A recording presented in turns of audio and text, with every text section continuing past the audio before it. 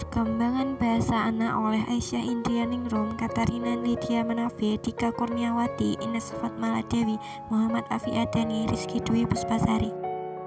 Perkembangan bahasa anak menurut Nene Berg. Perkembangan bahasa anak seiring dengan perkembangan biologisnya.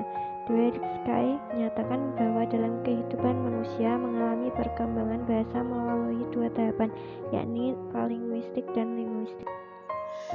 Periode pralinguistik, masa anak sebelum mengenal bahasa atau mampu berbahasa.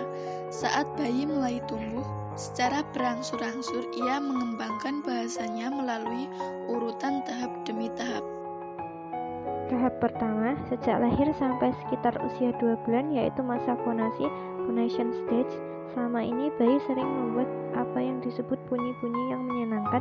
Ini adalah bunyi-bunyi fasi vowel, disebut fasi karena tidak sepenuh dan sekaya suara vokal yang dibuat berikutnya. Tahap kedua, setelah anak belajar mengeluarkan suara dalam bentuk tangis, anak mulai mengoceh atau babbling stage. Antara usia 7 dan 10 bulan tersebut, ocehan bayi semakin meningkat karena dia mulai menghasilkan suku kata dan menirukan seperti ucapan baba atau mama. Tahap ini disebut tahap canonical atau canonical stage.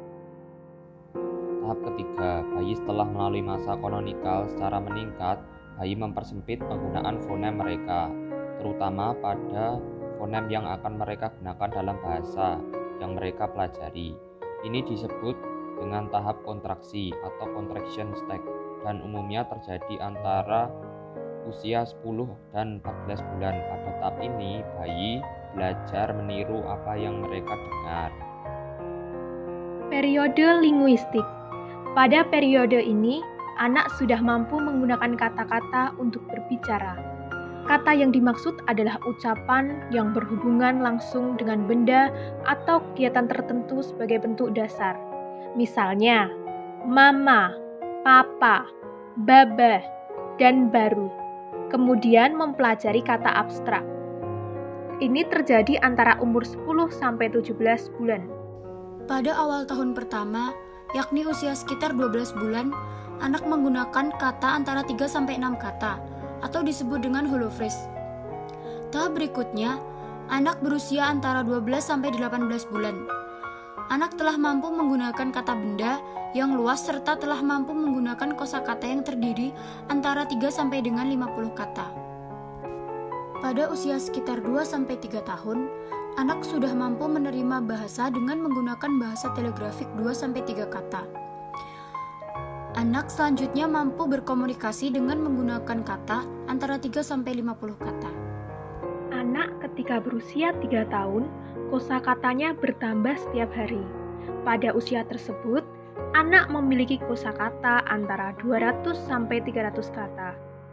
Pada usia 4 tahun, anak telah mampu menerapkan pengucapan dan tata bahasa. Anak telah memiliki kosakata sebanyak 1.400 sampai 1.600 kata. Pada usia 5 sampai 6 tahun, anak telah memiliki susunan kalimat dan tata bahasa yang benar, baik dalam menggunakan awalan maupun dalam menggunakan kata kerja sekarang.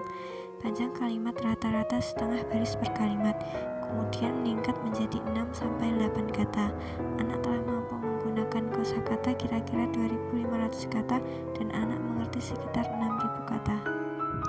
Faktor yang memengaruhi perkembangan bahasa pada anak menurut Betty dan Jensen yaitu yang pertama berbedanya cara mempelajari, yang kedua berbedanya jenis bahasa, yang ketiga berbedanya karakteristik kepribadian, yang keempat berbedanya lingkungan.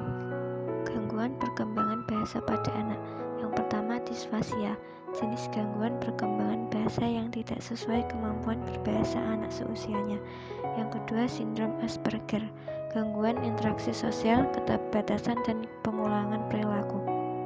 Yang ketiga gangguan multisystem development, yaitu adanya problem komunikasi sosial dan proses sensor atau rangsangan. Yang keempat gangguan disintekstif PSDS kanak-kanak. Anak dengan gangguan ini pada mulanya berkembang dengan normal. Baru setelah di atas 2 tahun, anak mulai kehilangan kemampuan bahasa, sosial, dan motorik.